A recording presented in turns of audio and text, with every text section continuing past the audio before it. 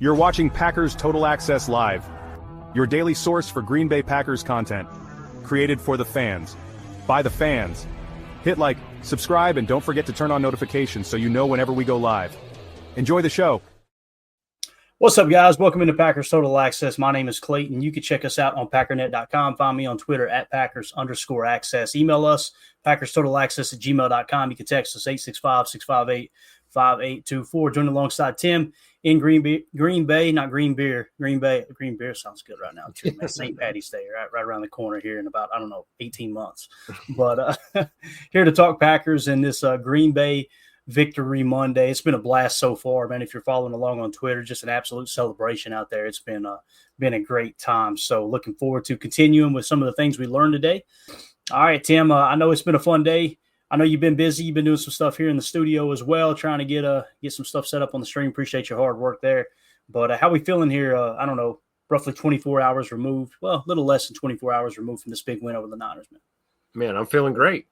Victory Monday, one last hurrah here as we round out the evening, and we move on to the Dolphins Thursday night, Thanksgiving night football, Lambeau Field. You got to love it.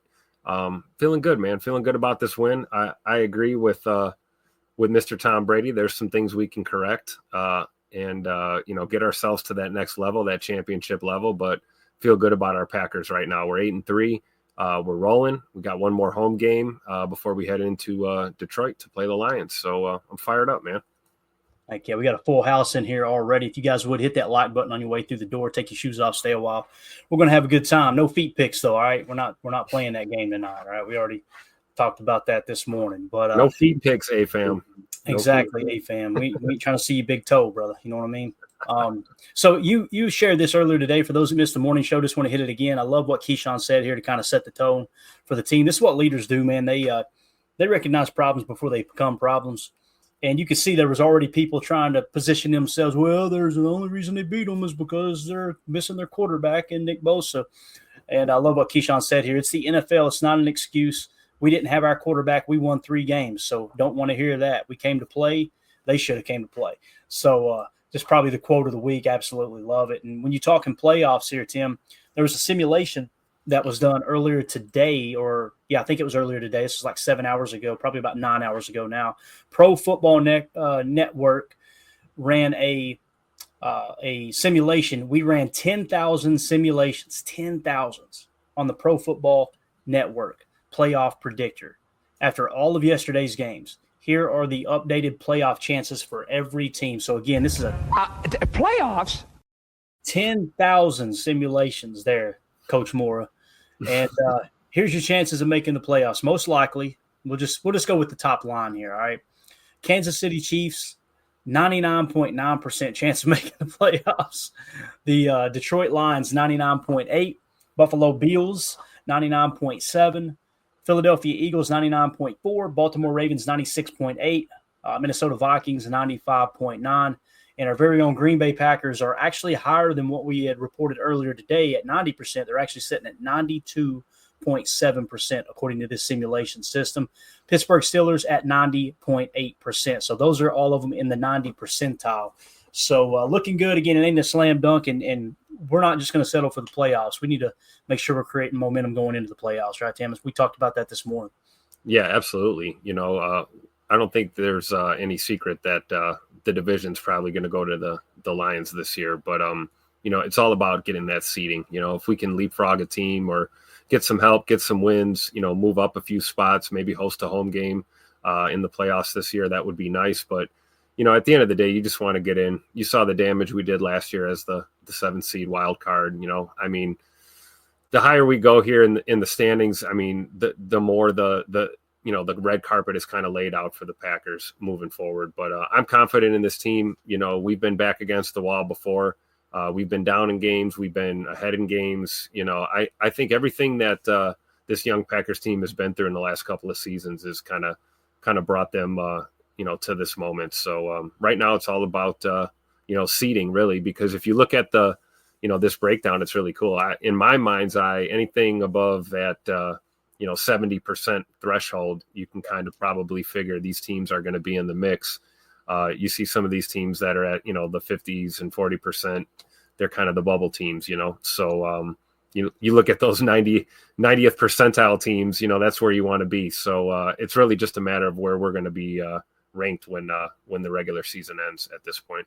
Yeah, Fred McFarley in the chat said the Bears 0.7%, as you see down there. You're telling me there's a chance? No, it's Chicago. There's no chance. There was no chance when we started week 1. Are you kidding me? Yeah, everybody still suck. Everybody lighting the chat up. Good to see everybody. Eric Sutherland, I know. Shout out to Eric. Him and his son. They going through some stuff right now, buddy. We're praying for you, and if there's anything we can do to help you, let us know, man. I know little man's going to battle through, and everything's going to be just fine. And appreciate you hanging out in here with us, man. Sometimes it's good to listen to a sucky show, take your mind off stuff. You know what I mean? That's the way. Sometimes Absolutely. the best time you want to waste time, this is the show to do it. I promise you that. It's a complete waste of time. So, playoff picture as it sits right now. This is kind of cool to see it from this angle, from the bracket here. So essentially, you got the Detroit Lions of 1 seed, Kansas City Chiefs of 1 seed in the over in the AFC. Obviously, let's just focus on the NFC. The number 2 seed being the Philadelphia Eagles. If the playoffs were to start today, the number 7 seed Washington Commanders would go to Philly to play the Eagles, the number 2 seed. All right, the number 6 seed Green Bay Packers would travel to Seattle to play the number 3 seed Seahawks. And the number 5 seed Minnesota Vikings would travel to the number 4 seed Atlanta to play the Falcons. All right, so that's how the NFC shakes out right now. Over in the AFC, the Chargers would go to Houston, the Baltimore Ravens would go to Pittsburgh, and the Denver Broncos would go to Buffalo. The fact that the Buffalo Bills are so highly ranked here, Tim, as far as the seeding, I love it because there's going to be some cold weather football up there on the Great Lake. You know what I'm talking about? Yeah, absolutely. I kind of hope the seedings kind of end up this way, right? I mean, a lot can change, but it would be pretty interesting. Not to say that I don't want us to climb up and grab the 5th seed or even the 4, but it's going to be tough with those division winners. But if you look at our side of the board, man, I mean, how cool would that be to go to Seattle, beat the Seahawks, get a chance to, possibly play the Eagles again, for a chance to go to the NFC title game against either Detroit or Minnesota coming out of that top bracket. What more could you ask for? We talked about this early on in the season about, the NFL is more exciting when the NFC North is a problem. And right now, 3 out of the 4 teams in the NFC North, they're a problem for the rest of this league. So it's pretty cool. But on the AFC side, man, I love winter football. That snow coming off Lake Erie, man, you got to love it, dude.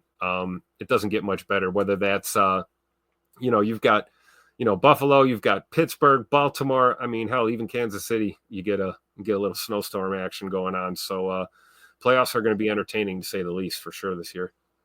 Yeah, no doubt, man. And again, a lot of cold weather football around the corner here when it comes to how the seeding falls into place. It goes without saying, the NFC is going to run through Detroit. I feel really confident in saying that, unless they have something just absolutely catastrophic happen. They're humming right now. The fact that we might be playing the Seahawks there in the first round, if like I said, if the playoffs were to start, I like that matchup. I really do. I think we can. I think that's about as easy as you could ask for in terms of an opponent to open up the playoffs with the Seahawks. Now, listen, they're not. No team in the league is a pushover. Obviously, when you look at the standings. And it comes to Seattle, their record currently is 6-5. Big difference, right? Big difference than facing someone like the Philadelphia Eagles at 9-2. Oh yeah, huge. And really, when you look across the entire NFC outside of the North, there's no way we can play the Vikings in the first week, right? So I think that's it's impossible because obviously the division winners are going to be hosting the game. So. Pretty cool that you're really the 2 teams you're going to be potentially facing is going to be the Seahawks and the Falcons, or that's it, right? Seahawks or the Falcons. It's got to be one of those 2 if you're not going to win the North. So basically, cool. and winning the North is not 100% off the table. Like you said, you could have a cataclysmic failure by the Detroit Lions down the stretch. Anything can happen in this league, and then the way I look at it is Detroit's been hot pretty much most of the year, right? They're a virtually unbeatable team, right? So they're poised for a slide, in my opinion. I don't know what the rest of their schedule looks like as far as strength of schedule kind of factor, but you want to be hot, hitting your stride right around this time of year, grinding out the end of the season, going into the playoffs. And, there are teams that are starting to do that. You can see it. But when you look at the top seeds, I look at Philly and I look at Detroit, man, maybe one of those two teams takes a end of the season dip, and some of that momentum is lost going into the postseason. And then you've got a team like Green Bay that gets on a hot streak and rolls into the playoffs, kind of like we did last year. We'll see how we play on Thursday. I think if we go into this road game in Detroit the following Thursday, with 2 home wins under our belt, especially coming off a thriller in Chicago, 3-game win streak, that's the kind of momentum you want to build as you close out your season and make it tough on these top-ranked teams, in your conference for sure. Yep, I agree, man. It'll be fun. Love this time of year. There's nothing better than the second half of the NFL season. I honestly enjoy it more than the playoffs. I really do. It's you're constantly checking the standings. Monday Night Football means something more, as opposed to when do the Packers play. It's like the first half of the season, I could care less kind of the primetime games unless it's a division rival. And then you get to say half the season, it's like, all right, what are these two teams' chances of making the playoffs, right? Like tonight, Baltimore and the LA Chargers. They're both fighting, pretty much for their playoff hopes. So, and that's like, you look at us, it's probably, we're basically chasing Minnesota, right? We're trying to leapfrog Minnesota, right? Maybe jump up to that 5 seed. But again, with the other division winners, it's going to be tough to really go any further than that, right? We'd probably max out at a 5 seed, maybe the 4 at best, unless again we get a collapse from Detroit and we can steal that division there at the end of the year. Yeah. Packers Kingdom in the chat said the Fins defense is ass, Clayton. These running backs can run all over the Fins defense. Just got to stop the Fins offense. I haven't got a chance to really dive into it yet, their Kingdom. I know their offense, I don't want to say it scares me. It's just so efficient that really the way that you need to attack their offense is diametrically opposed to how I like to play defense. When you've got an RPO heavy team, get up, play press man, play physical. Now the problem with that is when you play press man, you're more vulnerable to the running game, and Mike McDaniel is as good as anyone at scheming up the running game. Yep. That, as well as Tyreek Hill with press man, and you probably having a bracket cover him. If you bracket cover him, you're opening up the running game even more for him, right? If you don't bracket cover him, he can take the top off in a press man situation.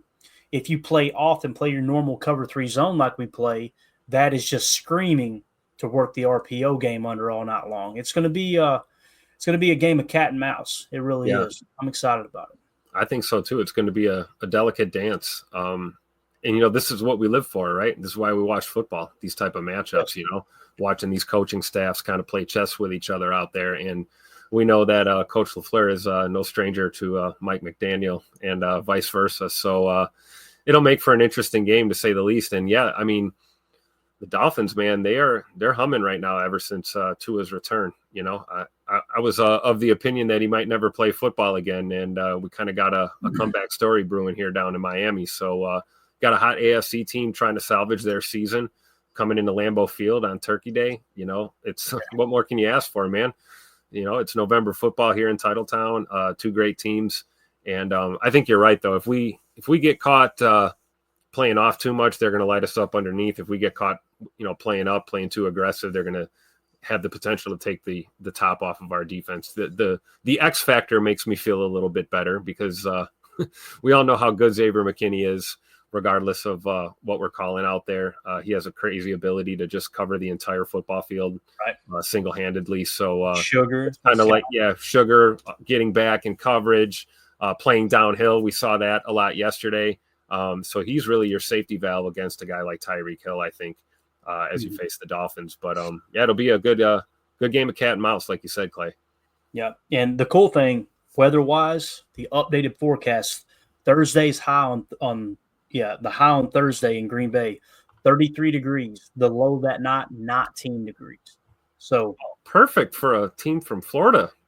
Come on in here, right? I mean, come on. What more do you want? What the hell is Brett Favre doing here? I'm in town to play the Dolphins, you dumbass. if you have to lean on the run, and they do have a bad run defense, and we talked about it. Josh Jacobs, as that temperature drops, you rev him up. Yep. The question is, can you stop their run game? I'm sorry, they're a good running team too. Don't get me wrong, but they don't have a Christian McCaffrey in the backfield.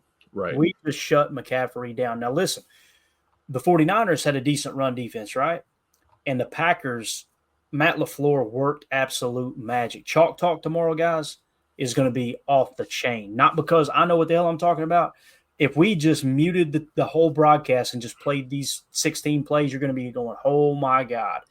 The way that Matt LaFleur schemed this up, man, with the boomerang orbit motion, taking the handoff and then giving to Jacobs. And on top of that, you've got literally a left tackle crossing right, a right guard crossing. It's just, and the parting of the seas. It was like, what kind of circus? You know what's funny is, like, this is the kind of stuff we were talking about last season that they weren't able to do, right? They were kind of out of sync, and it was getting too complex. And it's like, now you see another year of these guys playing together, another year of this system, another year of these concepts, and it's working. These guys look in rhythm when they're doing that, man. I love it. Yeah. Ron Sample in the chat said Green Bay can beat the Lions. I think the worst team, and I think the Bears could beat the Lions. I think that I don't even know who the worst team is, the Patriots. I think the Patriots could beat the Lions. But I'm definitely Giants are the worst team in the NFL for sure. What is it? The Giants. Yeah. Probably, good right? point. I mean, arguably, probably no, the worst. Yeah, absolutely. They don't even have a quarterback now. They just ran their quarterback out of town, and at least the Patriots do have Drake May, who's shown a lot of promise. Exactly. But the point there is, any team can beat any team on any given Sunday in the NFL. I'm telling you right now. So, of course, the Packers can beat the Lions. I agree with that. That ain't no problem. Well, it's just I'm looking forward to that matchup. I really am. Them facing again later in the year to go up into Detroit. And you know what we need to do? We need to return the favor. You know how they always pack out Lambeau with Detroit fans?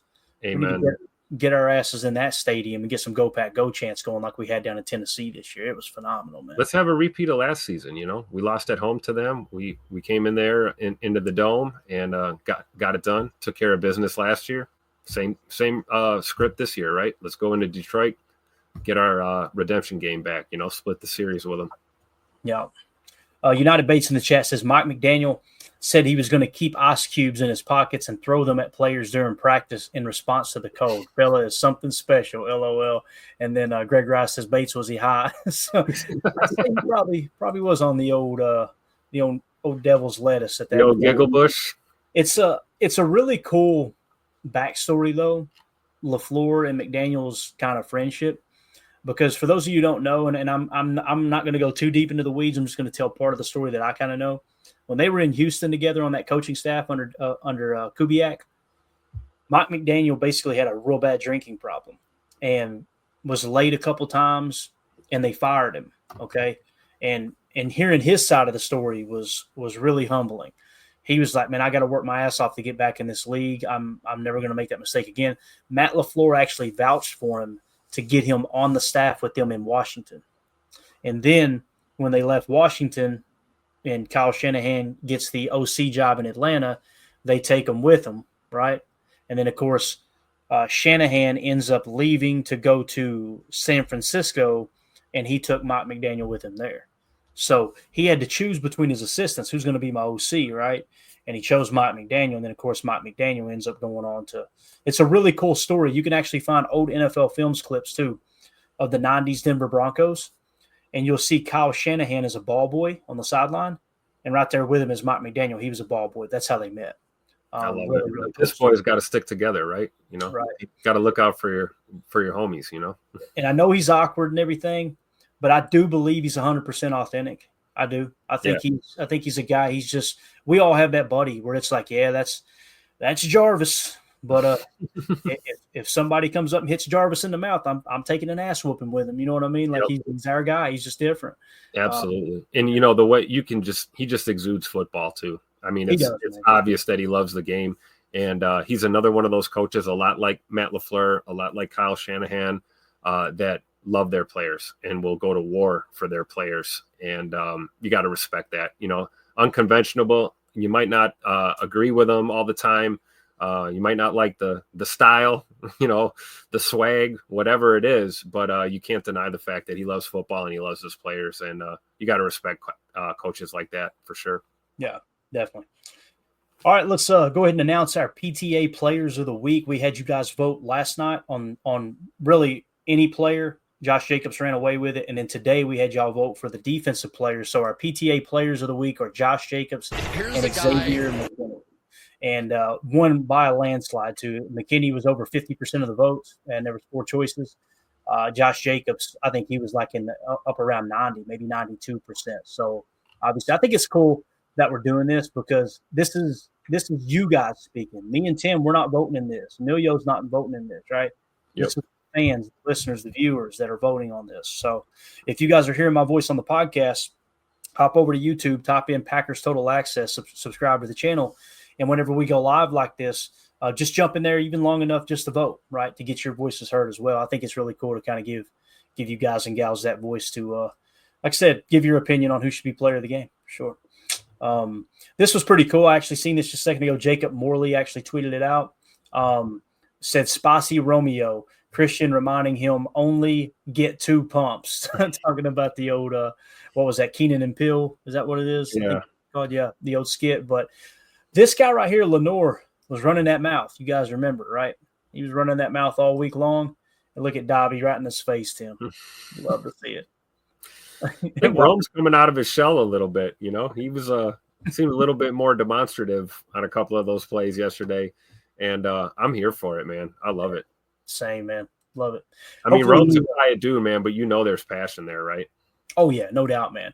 I'm telling you, it's the quiet ones you got to worry about. Yep. The quiet ones are the ones that they're observing the room. Next thing you know, they're over there with a bar stool hitting somebody over the head with it. You know what I mean? That's usually how that works. So, not that I've experienced that firsthand with my upbringing, but not at all. No, you've never seen that.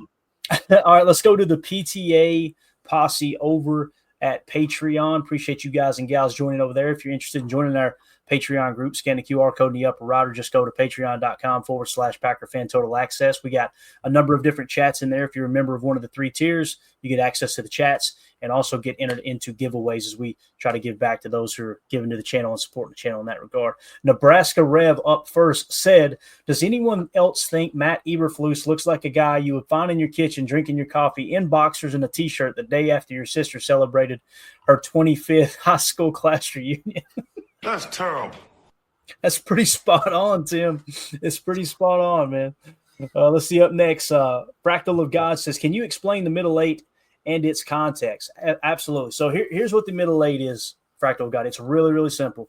The middle 8 is the last 4 minutes of the first half, the first 4 minutes of the second half. And the reason it's important, typically the team that wins the middle 8, they have complete control of the momentum in the second half of the game. It's absolutely huge. This isn't something I came up with on my own. I've read multiple books by and about Bill Belichick. Michael Lombardi's wrote a couple books. He mentions it several times. Anyone who knows football, that's coached around football, understand that the middle 8, basically you break the game down into 3 facets, right? The first quarter is you're gathering information. And as you, in the first quarter heading into the second, you're adjusting to, okay, did our scouting report match up with what we expected them to do? If it didn't, let's go ahead and make that in-game adjustment, all right? And then the end of the second quarter, it's all about controlling the middle 8, meaning, let me give you an example. You guys remember the pick 6 right before halftime a couple weeks ago? Probably the most important play of the game. It lost us the turnover differential and the middle 8 in one single play, right? That created so much momentum going into the second half, but also that additional lead there, especially when you're having to give the ball right back to the opponent if you did indeed decide to take the ball to open up the game. So that's what the middle 8 is. Again, first quarter, gathering information and making the game plan adjustment. Second quarter, early third, controlling the middle 8, making sure that you outscore your opponent in the last 4 minutes of the second quarter, the first 4 minutes of the third quarter, and then the fourth quarter is a standalone game. That's what's always taught there, okay? Coach Lynn in the chat, except when you're the Packers, lose the middle 8 and still win the game multiple times this year. LOL. I'm telling you, man. And lose the turnover differential, too, on top of it. It's unbelievable. I was like, boys, I've been doing this for a while. I've been charting this stuff for a long time. This never happens. This kind of feels like it might be special. Might be a little bit of You getting that vibe too? I got Yeah. that vibe all day yesterday, man, watching that team. Absolutely. Nebraska Rev in the Patreon group said, we have thrown out the theory that Quay struggles to diagnose plays, and that is why he often struggles. Today, he didn't do that. Do you think that might be because he practices against an offense like the 49ers every day? There's definitely some familiarity there. And you guys notice, as I broke down Chalk Talk even further, it stood out even more to me. We really pressed into 21 personnel. And when I say 21, it's really 11 personnel and 12 personnel, but we were putting Jaden Reed in the backfield. Now, there was a couple times that we ran traditional 21 personnel with Chris Brooks back there. One specific play we're going to break down on Chalk Talk. Ball snapped, fake orbit, right? Not even fake orbit, no. Josh Jacobs goes around, like he's sidecar right, Chris Brooks is sidecar left, right? Ball snapped. Josh Jacobs goes behind Jordan Love, right? Jordan Love turns. He almost acts like he's going to fake to Chris Brooks. Chris Brooks shoots straight across the formation to lead block. Jordan turns around, hands the ball to Josh Jacobs, and we run a counter G, a power G play that was more of a counter. And Chris Brooks smacked Devondre Campbell right in the mouth with an. You know what I'm waiting for on those? I'm waiting for the look where we run a play like that, and it's two play fakes and then a dart. From Jordan Love. You know what I mean? You lull him to sleep with the play action and the run, counter run, inside zone, outside zone, and then you run a play like that. And instead of the deception with the play fake to set up another handoff, you're faking two handoffs and you're throwing a go ball or you're throwing a quick slant or something like that. Man, I feel like that's coming. I don't know. Maybe I'm off on that. I could see it too. And what I love about it too is like last year, you guys remember the double fake swing pass and then hit Luke Musgrave down the seam? Yeah. We haven't shown that yet this year. I think it's coming. They're going to break that one out soon. You watch. And it all comes from the defense, like Tim was saying, biting on play action and really pulling defenders up so you can attack that seam. Just hopefully we don't run it first and goal from the 8-yard line or something, Yeah. If we give ourselves a little room. Yeah. With Nebraska Rev here and the question again, I think there was some of that familiarity, but also – to me, Quay looked like they kind of just told him, hey, look, go out there and attack. One of his tackles for a loss on a 2nd and 10 play made Chalk Talk tomorrow. I'm excited to show it to you guys. There was no hesitation. Is Quay diagnosed from guarding blades of grass in Joe Barry's system, or you think he's got a little Joe Barry PTSD in his? Yeah, it could be, but I tell you, man, he's been guarding blades of grass this year too. Yeah, so that's true. There's been times where he's just kind of sitting back there. This was the game where it was like it went something must have happened. Kind of makes me wonder if they're showing him Edger and Cooper tape, like, hey, Bub, this is what we want you to do. Like, stop playing scared and not scared of the opponent, but scared to make a mistake. Go out there and if you make a mistake, make it big. I feel like he might have had a one-on-one with Coach Campanelli or something. Just kind of unlocked him, fired him up, said, play fearless out there, right? Yeah. Nebraska Rev in the chat said Tom Silverstein made reference to LVN being benched in the third quarter, then coming back and forcing that fumble. Anyone else see or notice LVN being benched or why? That's the first I've heard of it, Rev, but I'll tell you, his snap count, that would make sense, right? That would make sense because his snap count was 18. So he had Kingsley and Igbare had more snaps than him. He had one more snap than him. I know he had a penalty, right? There was a penalty on LVN. Offside. Yeah, that could be why. That probably makes the most sense of why he would be benched. Brenton Cox Jr. had 22 snaps, and then Rashawn Gary with 26. So, and it's so cool to see that there was only 43 snaps on defense too, Tim. That's absolutely. Oh yeah, exactly. Snaps were tough to come by on the defensive side of the ball. You got to love that, man. Really, I think what we're seeing here is a couple of weeks removed from the Preston Smith deal. Is this defense kind of coming together? Fighting through injuries and kind of guys establishing their roles now, being down a veteran edge guy like Preston Smith, who's really stepping up to fill that void.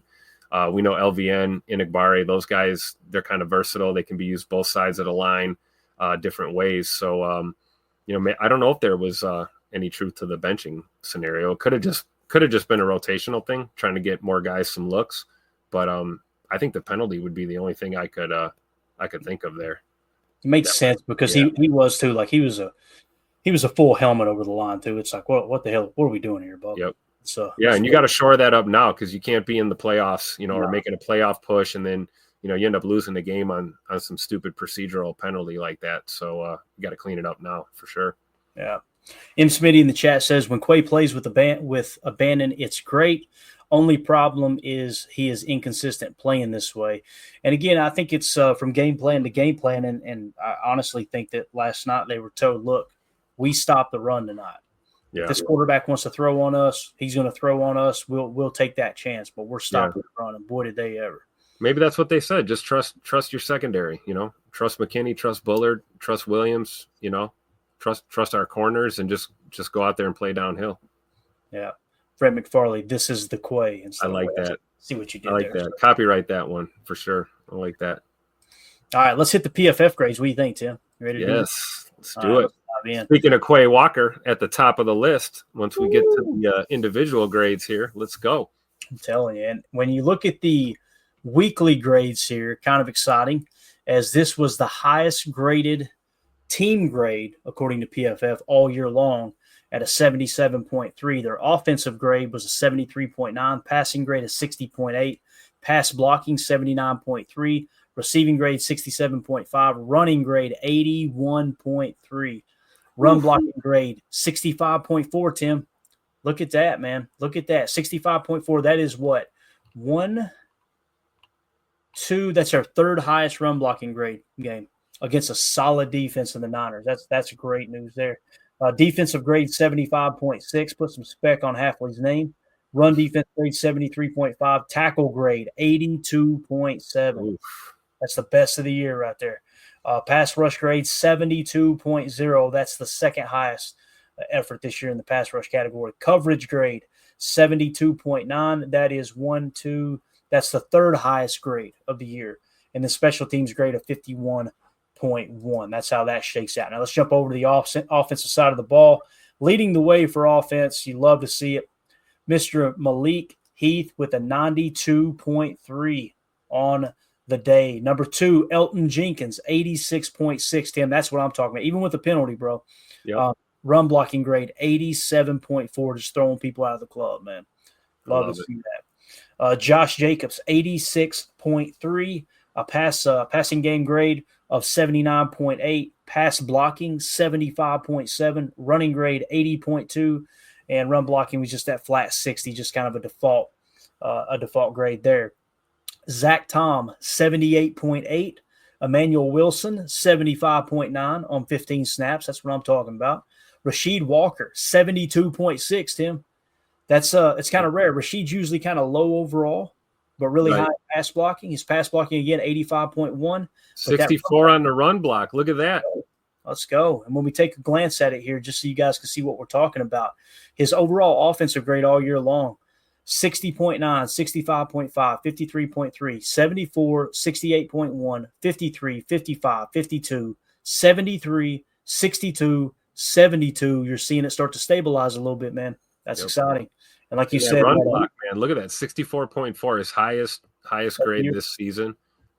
There's truth to what you're saying. I feel like on the offensive side of the ball, the conversation was, hey, we're going to run the damn ball today. And on the defensive side of the ball, it was, hey, we're going to stop the damn run today. And it's totally evident in these numbers here. And just love to see it, man. Awesome for Rasheed Walker, man. Like you said, 6th round pick or 7th round pick. Yeah, 7. Unbelievable, the development in just a few short years, man. Yeah. Romeo Dobbs, 69.7. Andre Dillard, 65.5, only 4 snaps. So Travis Glover, I skipped over him. Only 4 snaps, but a 69.8. Dontavion Wicks, 63.6 on 28 snaps. Jaden Reed, 63.5. Jordan Love, 63.5. Josh Myers, 63. What's he up to now? How much did that help him? He's at, 51.5 now. That was his, 1, 2, 3. That was his 3rd highest grade of the year overall offensively. The bye week did Josh Myers a lot of good. It really did. He's hitting his stride now. Hopefully that wrist is not bothering him as much as it was in previous weeks, but he's been blocking his tail off, man. He really has. Defensively, all right, here we go. Number 1 on the list, Quay Walker, 91.4. His run Here's the guy. run defense grade, 91.4. Guys, his run defense grade in the past has been pretty bad. Let's see what it has been this year. 59, 40, 73, 57, 53, 66, 67, 57, 51, and then a 91.4. Something clicked. Something happened, man. No doubt. Clearly, I would love to know what was discussed behind closed doors at 1265 because something happened. I hope we see it again on Thursday. I really do. Yeah. So let's see.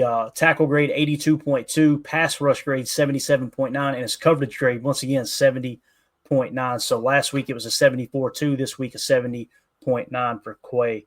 I just want to see him. I want to see him turn the corner so bad, man. Yeah, I really do. Really, because it's kind of like now or never, right? You know, it's you're looking for that second contract, and what are we looking at for, or the option? Are they going to pick up the option on Quay?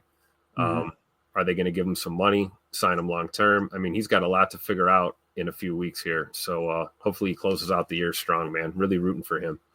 Yeah. Let's see here. Javon Bullard was 41 snaps, 84.9 PFF grade, 62.7 run defense, 81.7 tackle grade, coverage grade, Tim, 87.0 coverage grade for Javon Bullard. That is wild. I mean, look at his coverage grade all year, guys. Terrible all year. Yeah.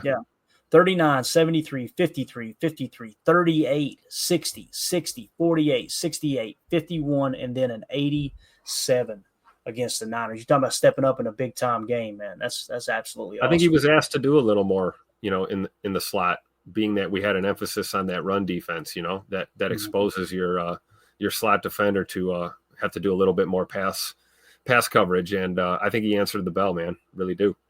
Yeah. Keyshawn Nixon, 83.2 with a coverage grade of 84.4. Let's freaking go.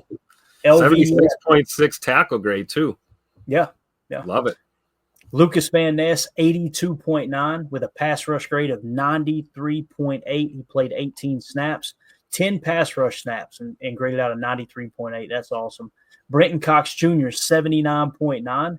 His big thing was run defense. You love to see that, Tim, because that's kind of a weak spot of his game, right? He's too aggressive, kind of chases plays rather than set the edge. That's awesome to see his run defense grade. It's kind of a running theme, right? You got Bullard, his coverage improving. You're looking at Brenton Cox improving. We looked at Quay Walker improving. Maybe this wasn't one-on-one time. Maybe this was like huddle up this defense, man, and let's get it together. Let's get the piss hot again. And I think we saw that for sure yesterday. Yeah. Eric Wilson, 75.4, just steady, man. 26 snaps, 75.4. Xavier McKinney, 73.7. Tyron Hopper, 7 snaps, Tim. I don't remember seeing him out there, but he had 7 snaps, 71.3, man. I believe he's 50. Is he 59? Is that his number? I can't see it on my screen. Number 59. Yep. Okay. So he's got Dre's old number. So that might be why he got lost in the mix. We're so used to seeing 59 do nothing out there. There you go. Carl Brooks, 20 snaps, 70.8. Evan Williams, 36 snaps, 70.8. Zane Anderson showed up, 6 snaps, 69.7. Rashawn Gary, 62.2. Kenny Clark, 61. Believe it or not, that's kind of a high grade for Kenny, I believe. It is this year. That would be his, 1, 2, 3, his 4th highest game of the year, and his pass rush grade, 77.1. Another player trending upward coming out of the bye week, ever since the Bears. I'll take it. There you go. There is your defensive grades. Stokes continues to struggle, 26 snaps, 47.8. Carrington had a bad game, according to PFF. And that's stanky. It's 29.5. Do you think Stokes is getting – it's crazy to see the snap count so high for him. Do you think it's just because of the Jair situation and we're kind of, all hands on deck, and maybe they feel more comfortable with Stokes being that he's been around a little longer than Valentine? Before Valentine got hurt earlier in the year, I remember us talking about one game where they split reps. It was kind of odd. Like, what is that about? Seems like that might be kind of what they were doing with right guard, But Stokes, listen, he didn't play good, don't get me wrong, but he did, according to PFF, play better than Carrington. So Carrington, kind of a missed opportunity for him there, no doubt. Yep. Let's jump over to specials real quick and see who stood out. Isaiah McDuffie, 6 snaps, 74.6. Ballantyne, 19 snaps, 72.8. Evan Williams, 7 snaps on special teams, 69.5. Aaron Mosby, 14 snaps, 69.1.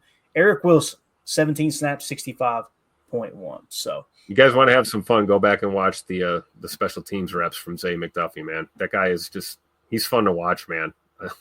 Yeah. Absolutely just plays with reckless abandon out there. I love it. Yeah. And Javon Bullard on the year now is up to a 58.9. Hopefully he can get a little more consistent with the pass coverage grade there and continue to improve in that regard. As far as who was the other one I want to look at Eric Wilson. Not as many snaps, obviously, but he's sitting at an 80.4 PFF grade this year, Tim. And 268 snaps, too. Pretty good sample size. So yeah, Eric Wilson continues to show up and play good football. No doubt about that. All right. So there are your PFF grades from Week 12 against the San Francisco 49ers. I'm going to go rapid fire here real quick, Tim. Since we're not doing a morning show tomorrow, I want to show you guys and gals the old Twitter page here. Well, first of all, you have me cracking up with this one, man. We can't play the sound on this one. You can imagine what it says right here. Man, you got knocked out. So there's that one, right? And obviously, it's the picture of the havoc that Tucker Kraft left behind in the end zone there. You love to see it. This play here, let's hit it real quick. Let's just go rapid fire. I think we got 3 plays. I put shout out to Chris Brooks, all right, smacking Devondre Campbell in the mouth as the lead blocker from the pony package. So this is one of the plays. I think this will be on Chalk Talk. I'm not 100% sure. But watch this. This is what I'm talking about. So they put him over. So now you've got pony package, right? And you can see me. I'm circling Chris Brooks here. So with a pony package, it's 2 running backs, okay? It's basically 21 personnel, and both running backs are in the backfield. You're in a shotgun set, double sidecar, okay? So in this case, Chris Brooks would be the 2, the halfback, and Josh Jacobs will be the 4, who's the right halfback, okay? That's typically how the number system pans out. But watch this play fake here. We're going to snap the ball. See how we got kind of a little orbit motion here. Josh Jacobs is going to go behind Jordan. And then look at this. Chris Brooks is going to fire like he's fired out of a cannon, going to come over and lead block and watch Josh Jacobs on this counter. I called it power G, but it does kind of work like a counter. But look at Chris. First of all, look right here at Elton. You want to know why he graded so well? Yeah. I can't remember who 56 is, but somebody needs to call his mama. That's he gets annihilated. So Elton Jenkins pulls, right? Bang. And look at Chris Brooks being patient, get through the hole, find Campbell right in the chest plate. Took him out of the play. And then Josh Jacobs does the rest, man. Just a phenomenal play there. This is Matt LaFleur in his bag, bro. Hey, and you talk about patience because you're right. You almost see him right there. He allows Tay Wicks to get in there and make his block, and they don't crash into each other and going after the same guy. The fact that he took the time to kind of stutter step and wait for Dre here and get a block on him, that's really what sealed it and got those extra 5 or 6 yards there at the end. It's amazing. And you've seen Tay Wicks multiple times in this game. They had him lined up in the wing, that close Z, what they call Z-wing tight, I think is what it's called. And you'll see why. Watch him on this play like Tim's talking about. Watch him avoid Dre and dig out that safety. Look at 13. Yep. Bang. Boom. And really now run it back from the top. Now watch Josh Jacobs. Look how long it takes for him to be touched by a 49er defender on this play. He's completely untouched. Yeah. Finally, contact. No this hesitation. is what we're talking about. We need to see this down the stretch all the time in the run game. No. All right, next play we wanted to show. This is pretty straightforward here. Slow motion. Emmanuel Wilson bringing the boom on the DB here. God, I love it, dude. Love it. He didn't motion him over like Josh Jacobs did, but if you watch it in real speed right here, look, he's going. He's looking right at him. Yeah. He's like, let me just wait before I get out of bounds. I want to make sure this guy feels this just a little bit. You had Scoot there blocking on the outside. It's too bad there was another 27 there in pursuit because it would have been great if E. Wilson would have just stopped here and let this dude fly out of bounds, right, and continue the run. But I like the hard-nosed football. You know, we're not the type that's going to just, run to the boundary, get out of bounds, avoid the contact. If anything, we're going to seek that out. I love it. He's got the ball to the outside hand. Even if you fumble, it's going out of bounds. Play big boy football. I love it. Looks like he's been hanging around with Josh Jacobs a little bit, huh? Yeah, I think so too. All right. Next play. This is pretty sweet. So let me go back to the actual edit here. Tucker Kraft and John Fitzpatrick. We're not going to let Josh Jacobs be denied here. Kraft blasting Devondre Campbell and Fitzpatrick smacking the DB. I want you guys to watch this. This John Fitzpatrick kid, now he's on the injury report with a sore back. Okay, so we got to keep that in mind. We'll hit on that here in just a second as we get ready to wrap up. But watch Tucker. This is Tucker Kraft here, and you'll notice that John Fitzpatrick's just off camera, I'm pretty sure. So watch Tucker get in here. Here's Dre, right? Look at Tucker's eyes, man. Yep. He's going to put in work right now. Bang. Look where Dre ends up, Tim. All the way in the backfield. Dre's now back here behind like 6 players because of what Tucker did to him. I was going to say he's lucky he got blocked into that defensive tackle there, whoever that was, because he would have went flying even further. Yeah. And then Kraft turns around and tries to help assist the running back into the end zone. Now, this time, watch John Fitzpatrick. He wasn't off camera. He wasn't off screen. He's actually coming across the formation. You'll see him there, number 89. Bang. Yeah. Or 86, I'm sorry, yeah. So you see him just stonewall the DB. They wanted none of it, man. None of it. I love it. So he was actually playing H right there, wasn't he? I think he was playing yeah, it looked like it, yep. This is what we talk about, though, right? Don't get cute down in the red zone. Pound a rock, man. We got the personnel to do it. You can't look at this offensive line and look at guys like Tucker Kraft and Ben Sims and Josh Jacobs, Emmanuel Wilson, and tell me we can't play power football all day down in the red zone. This is the key to success down there, man. Yeah. Yeah, and again, stay away from the jet sweeps, right? Yeah. Stay away from the jet. At least in the red zone, I don't mind them, breaking them out in the middle of your drive here, some deception, but we get back to, you get that short field down in the red zone, man, you're more compressed. I'd rather just, inside, outside zone, whatever. Like you said, a little bit of counter, whatever we got to do. Run duo down there on the 5-yard line, Yeah. Give me a double-double and watch Josh Jacobs push the whole damn pile. That's right. Speaking of Josh Jacobs, the Packers tweeted this out. Josh Jacobs has been nominated for the FedEx Ground Player of the Week. So everybody make sure you go to the Packers Twitter page, find that link, and go vote. Vote with dead relatives' names too. All right, do what you got to do. We know that happens from time to time in this great country. So make sure you go get your vote in and make sure Josh Jacobs wins that FedEx Ground Player of the game. Now let's get to the injury report real quick, Tim. We'll wrap up. First injury report that came out now, it says Packers did not participate or did not practice on Monday. Participation reports are on estimation. So if they had practiced today, this is what the injury report would have read like, okay? Jair Alexander would not have participated. Kenny Clark would have been limited with veteran rest, so we're good there. Edgerrin Cooper with the hammy would not have participated. Romeo Doubs, obviously, with the concussion, would not have participated. John Fitzpatrick now has a back injury, so hopefully that's nothing too serious. They're saying that he would have been listed as a DNP. Josh Jacobs and Elton Jenkins, both veteran rest. Isaiah McDuffie would not have participated with an ankle injury. Josh Myers with the pectoral muscle issue there would have been limited, and Rasheed Walker would have been limited. So the big names you want to watch for this week, Jair Alexander, Edgerrin Cooper, Romeo Doubs, John Fitzpatrick, and Isaiah McDuffie. We want to keep a close eye on them on a short week and see if they're going to be ready to go. We'll give you another update tomorrow night on PTA Live here, 7 p.m. Central. For the Dolphins side, Tim, man, Terran Armstead, tackle, Tyus Bauer, linebacker, Calais Campbell, defensive tackle, Kendall Fuller, all did not participate or would not have participated. All right. Let's see. Limited. Tariq Hill would have been limited with a wrist injury. We know he's good to go. Alec Ingold, their fullback, would have been limited. Benito Jones, defensive tackle with a shoulder injury, would have been limited. Jordan Poyer, veteran rest. He would not have participated. I need to kind of look. When we go to scout them a little later in the week, we need to see what Jordan Poyer's PFF grade is. I wonder if he's still playing good football or not. Father Time catching up with Jalen Ramsey. Not one knee, but 2 knees. Yeah. Knees, plural. That's wild, ain't it? Wow. Knees limited. He's in a wheelchair.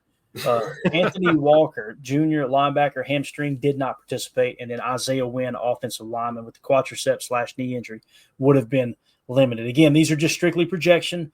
These teams did not practice today because of short week. If they had practiced, that would have been their injury designations. So anything else you want to add to that, Tim, before we get ready to wrap up, man? No, just like you said, man, Miami's got a pretty long list of injuries to deal with too, and they're coming off a short week just like we are. I'm not sure if they were at home. Did they play at home yesterday? I don't know if they're coming off a home game or not, but either way, short week for both teams. Both teams banged up. Both teams have veteran players that are, on this injury report. So, it just tells me that it's going to be an interesting game on Thursday. I don't think we're going to see a boat race. I think we're going to see a competitive, close football game. Yeah, definitely. I see Chris Foster's back in the chat, Tim.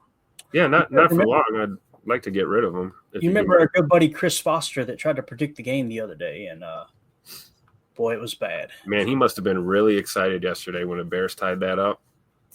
only to have his heart broken yet again. God, it's got to be so depressing to cheer for that team, man. I don't know how you guys do it every year other than just cheer, man. Utter denial of the facts. The Bears still suck.